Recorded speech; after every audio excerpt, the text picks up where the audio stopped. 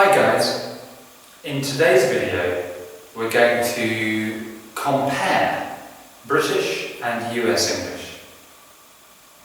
Have a look at this sentence. That's a nice suit.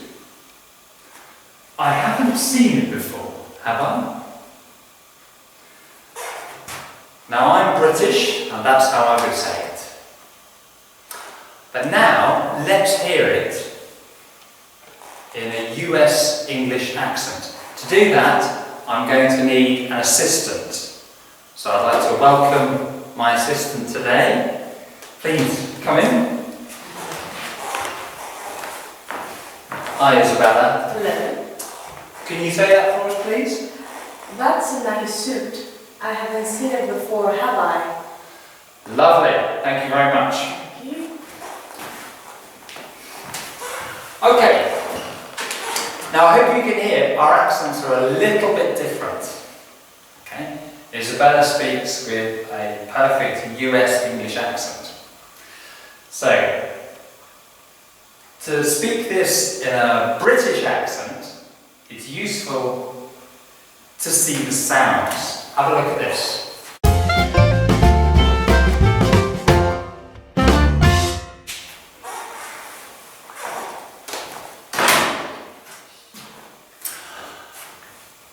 Okay, the top row shows the different words, but the second row shows the sound. Watch and listen as I go through the second row. That's a nice suit. I haven't seen it before. Notice here, there's no t sound. And that's because this sound, b, eats the t sound and changes it into something similar. Why not watch some of my other videos about word linking? How to speak English slowly and find out why we do this and how it works. But it's not comfortable to say seen it before. More comfortable to say seen it before. And then at the end it says, have I? So this second row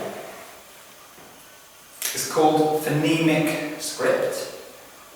These symbols are phonemes. They represent exactly the sounds that we make when we speak. So now you can see it says, that's a nice suit. I haven't seen it before, have I? And the sounds are good, but it's not perfect yet, because we're missing timing. We need a bit of rhythm in there. And we're missing the melody, the intonation. But we can mark those details very easily, like this. First, we're going to break this line into units, okay? Similar to the units that you can see in written text, like full stops and commas, question marks. So, we're going to start like this. This is the beginning of the speech. We've got a full stop here, that's a big break. That means the one complete tone unit. The second tone unit has a comma here, which we can represent as a pause, but it doesn't finish the unit. The unit finishes here at the end with this question mark. So we're looking at two tone units. The second one has a pause near the end. But it's still not enough. We need information about the timing and the intonation. So, let's have a look at the first syllable. Here's the word that's. Now that's is quite an important word, okay? You're indicating something, you're pointing at something. So it is stressed, and usually stressed words are quite high. So this word is going to be stressed and a high tone. The second syllable is an article. This is a small grammatical word that's not very important. So it's not stressed, it's just going to follow the stressed syllable very quickly. The third syllable is very important. This is an adjective, and it's the information in this unit. It's the main information, so it will be stressed. Because it's the main information, this tone will fall. In British English, a falling tone usually indicates the main information. Now the fourth syllable is not as important as nice, but it is quite important. That's the thing we're talking about. This is a noun, and nouns are usually important, so it will be stressed. The third syllable came down, so we're going to be quite low on the fourth syllable. And now we have to ask ourselves, is this the end of the speech, or does something follow? And you can see here, something is following. And that means we use intonation to show we're not finished. And the way we do that is with a rising tone. And that means not finished, not complete.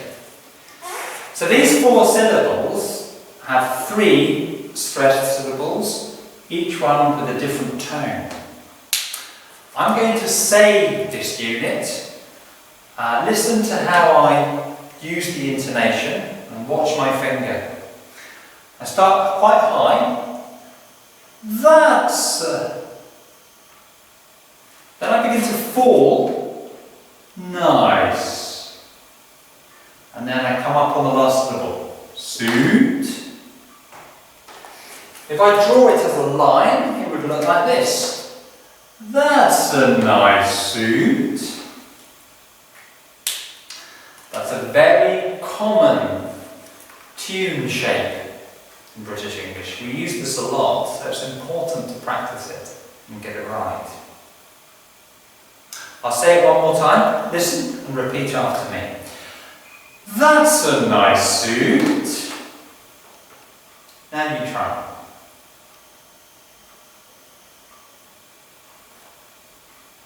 Okay, let's take this off. Now let's look at the second tone unit.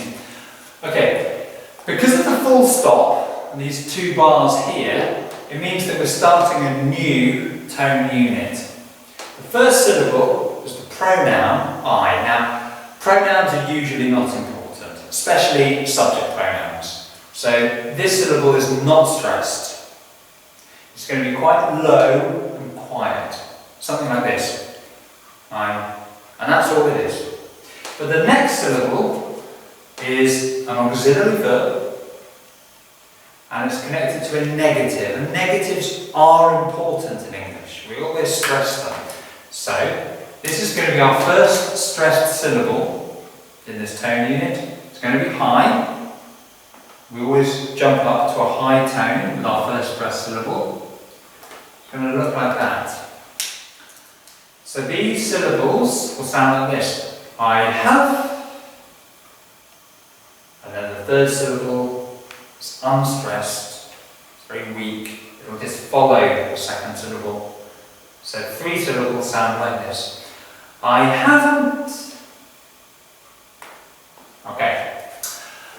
The fourth syllable is the main verb. Main verbs are always important. Okay? This is the most important syllable in this tone unit. So this one is the one where we're going to fall, like nice. So we're going to come down on seen. It is not stressed, it's just a pronoun again. And then we come to this word before. Now before is a two-syllable word. Most words in English have a fixed stress pattern, and before is always unstressed on the first syllable and stressed on the second syllable. Before. So we're not going to mark the first syllable, but we are going to mark the second syllable. Now we're low because of seen. What are we going to do? Are we going to stay low or are we going to come up? Well, remember, it depends. Are we finishing the speech or does something follow? You can see there's something more here, something is following. So, just like with suit, we're going to have to come up again to show not finished. Right, so this part of the second tone unit will sound like this. I haven't seen it before. And we could write it as a line like this.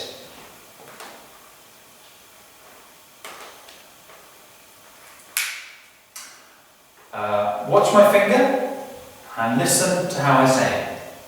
I haven't seen it before. Now listen again and repeat after me. I haven't seen it before. And you try.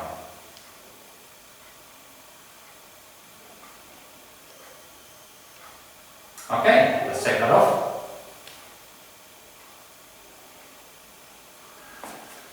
And now let's look at the end of the second tone unit.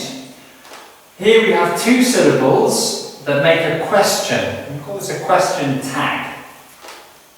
Now this question only has two possible answers. Yes or no. So we call it a yes-no question. There's a good rule with intonation in English. Yes-no questions usually, almost always, rise at the end. Okay?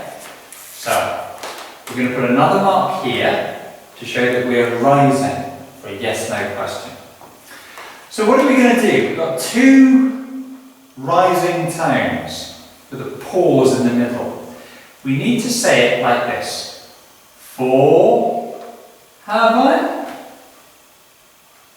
So notice how we're rising on the for, a silent pause, and then we continue the same rise.